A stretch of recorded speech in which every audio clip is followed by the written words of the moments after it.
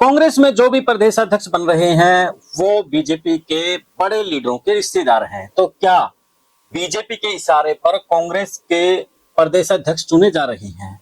प्रदेश अध्यक्ष बेशक से चाहे यूथ का हो या फिर स्टेट बॉडी का हो, यानी कि दोनों प्रदेश अध्यक्षों का जो रिश्ता है वो बीजेपी के बड़े लीडरों के साथ है। ये संयोग है या फिर एक बड़ा प्रयोग बीजेपी का है?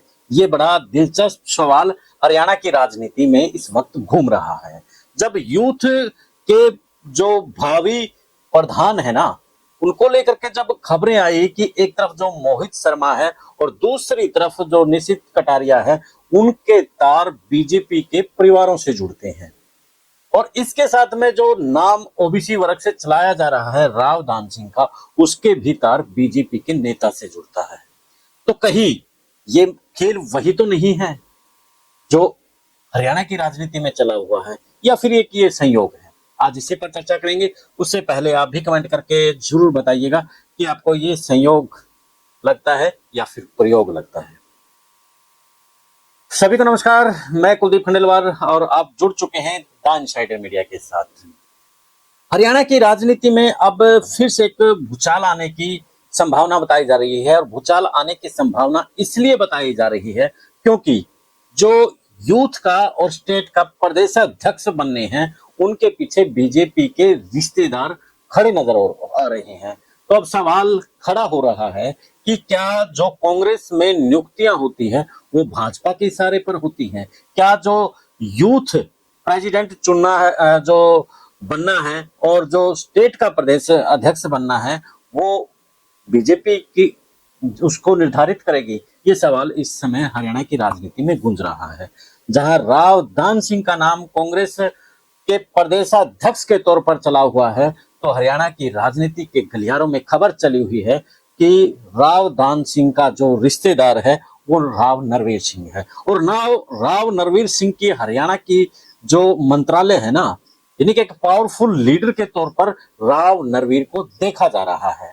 जो पावरफुल मंत्री जिनमें कृष्ण बेदी है और राव नरवीर सिंह है, यानी कि 3-4 जो मंत्री हैं ये बड़े पावरफुल हैं और उन्हीं में से राव नरवीर सिंह भी है।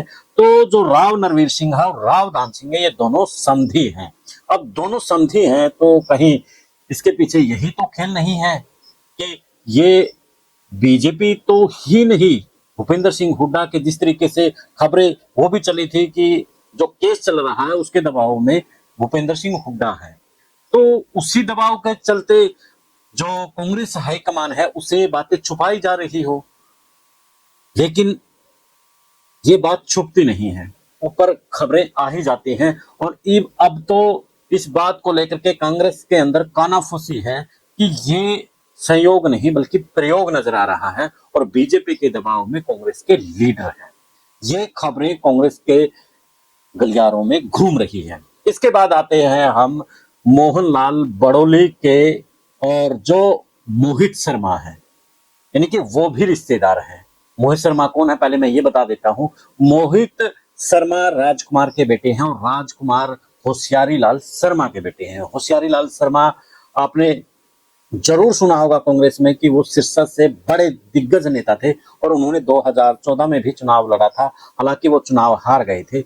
लेकिन अब सवाल खड़ा हो रहा है जब उनके और मोहनलाल बड़ोली के बीच के रिश्तों को लेकर के बात आई है, तो कहीं ना कहीं कड़ी जुड़ती नजर आ रही है। जो मोहित शर्मा है वो यूथ का जो प्रेसिडेंट है, यानी कि भावी प्रेसिडेंट बताया जा रहा है, और जो मोहित शर्मा है ये राजकुमार का बेटा है, और जो मोहनलाल बड़ोली है उसका बेटा की शादी होशियारी लाल शर्मा की पोती से हुई है, और होशियारी लाल शर्मा का बेटा राजकुमार, राजकुमार का बेटा मोहित शर्मा है। अब आप समझ गए होंगे कि किस तरीके से ये जाल बुना जा रहा है, ये कैसे तार से तार जुड़ते नजर आ रहे हैं। सुनने में तो यहां तक आया था कि जो मोहनलाल बड़ोली के साथ पिछले दिनों उन पर आरोप लगे थे, उनके अंदर कहीं ना कहीं जो समझौता के लिए या फिर जो भी प्रोसेस हुआ था उसमें कांग्रेस के उनके ही रिश्तेदार शामिल थे। हालांकि ये अपुष्ट सूत्रों से खबर मिली है, इस पर जब कोई स्टिक जानकारी होगी मैं आपको वो जानकारी भी दूंगा।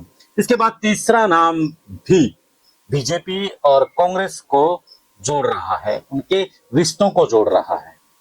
यानी कि सुखबीर कटारिया जो कि पूर्व में खेल मंत्री थे, उसका बेटा निशित कटारिया, और जो सुभाष बराला है टोहाना से पूर्व विधायक और पूर्व प्रदेश अध्यक्ष, उनके भी तार जुड़ते हैं। सुखबीर कटारिया और सुभाष बराला दोनों समधी हैं, और निशित कटारिया जो कि पेशे से वकील है, वो सुभाष बराला का रिश्तेदार है। तो अब मजे की बात यह है कि वो भी यूथ प्रेसिडेंट में उनका नाम चला हुआ है। तो ये संयोग है या प्रयोग है? अब ये बात आप समझे कि एक तरफ मोहनलाल बरौली का जो रिश्तेदार है मोहित शर्मा, नंबर 2 पर आते हैं हम सुभाष बराला के ऊपर, और नंबर 3 पर आते हैं राव दान सिंह के ऊपर। यानी कि राव नरवीर सिंह और राव दान सिंह समधी हैं।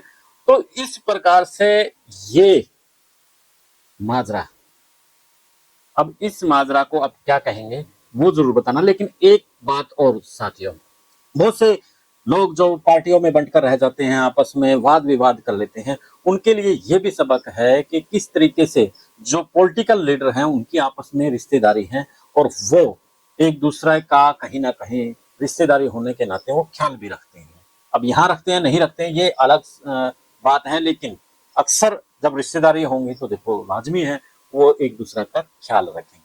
अब जो कांग्रेस हाईकमान है इस बात पर कितना संज्ञान लेगा, क्योंकि जब आपस में रिश्तेदारी है तो रिश्तेदारी तो निभाएंगे। तब रिश्तेदारी निभाएंगे तो क्या कांग्रेस की वो नैया पार लगाएंगे, ये भी सवाल खड़ा होता है। अब कांग्रेस हरियाणा में बिल्कुल नीचे जा रही है, जिस तरीके से विपक्ष खामोश बैठा है। पिछले दिनों कुछ थोड़ा सा हरकत में आया, लेकिन फिर भी वो ठंडे में है। जिस तरीके से जो वायदे किए थे 2024 में, उन वायदों के ऊपर खामोश इस वक्त कांग्रेस बैठी है। क्या कहेंगे साथियों आप इस पर? आपकी राय जरूर दीजिएगा। चैनल को फॉलो शेयर और सब्सक्राइब भी कर लेते हैं। इजाजत, मिलते हैं फिर एक नए मुद्दे के नए विश्लेषण के साथ। जय हिंद, जय भारत, जय हरियाणा।